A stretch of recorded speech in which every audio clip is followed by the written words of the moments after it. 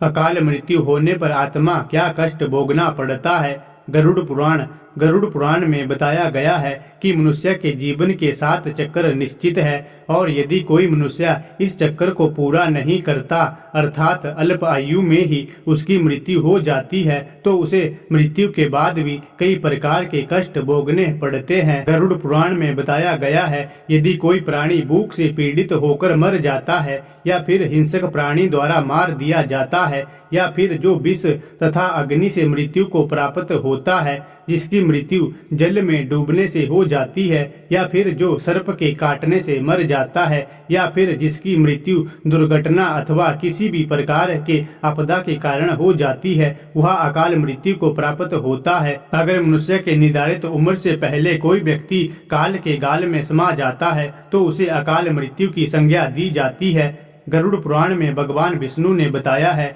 कि जिस मनुष्य अथवा प्राणी की मृत्यु प्राकृतिक रूप से होती है वे 3, 10, 13 अथवा 40 दिन के अंदर दूसरा शरीर धारण कर लेती है। वही अल्प आयु में मृत्यु को प्राप्त करने वाला आत्मा अपनी सभी इच्छाओं यानी कि भूख, प्यास, कामना, राग, दोष, क्रोध, लोभ आदि इच्छाओं की पूर्ति के लिए अंधकार में तब तक भटकती रहती है जब तक कि परमात्मा द्वारा उसका निर्धारित जीवन चक्र पूरा नहीं हो जाता। अब यह सवाल उठता है कि किसी भी प्राणी की अल्पायु में मृत्यु क्यों होती है। प्राचीन काल से ही वेदों का यह कथन है कि मनुष्य 100 वर्ष तक जीवित रहता है, मगर जो व्यक्ति धर्म एवं शास्त्रों के विपरीत अधर्म आचरण को धारण एवं निंदनीय कर्म करता है वह शीघ्र ही नष्ट हो जाता है। जो वेदों का ज्ञान न होने के कारण वंश परंपरा के सदाचार का पालन नहीं करता, जो आलस्यवश कर्म का परित्याग कर देता है, जो सदैव अधर्म आचरण कर्म को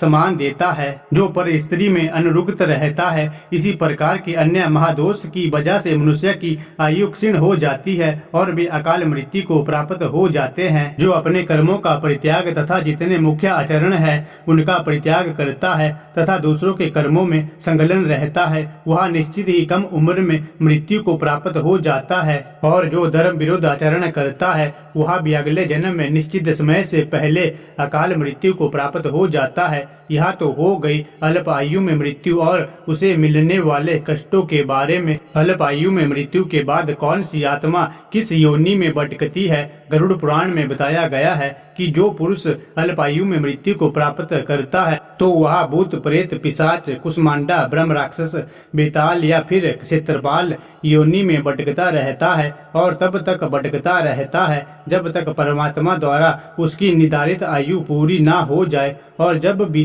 कोई स्त्री अल्प आयु में मृत्यु को प्राप्त होती है वह भी इसी तरह योनियों में भटकती रहती है, लेकिन उसे अलग अलग नामों से जाना जाता है। जैसे कोई नवयुवती यानी शादीशुदा कम उम्र में मृत्यु को प्राप्त हो जाए तो वह चुड़ैल बन जाती है और वही कोई कुंवारी कन्या की मृत्यु अल्पायु में हो जाती है तो उसे देवी योनि में भटकना पड़ता है। इस प्रकार की मृत्यु होने के पश्चात मृत आत्मा को किस प्रकार की शांति मिलती है यह भी गरुड़ पुराण में बताया गया है। अल्प आयु में हुई मृत्यु के बाद मृत आत्मा की शांति के लिए उनके परिवारजनों को नदी या फिर तालाबों में तर्पण करना चाहिए और साथ ही मृत आत्मा की इच्छा की पूर्ति के लिए पिंड दान, सत्कर्म के लिए दान पुण्य एवं गीता का पाठ करवाना चाहिए। इन कर्मकांड को 3 वर्षों तक करना चाहिए और बरसी आने पर ब्राह्मणों, भूखे एवं ज्ञानी जनों को भोजन खिलाना चाहिए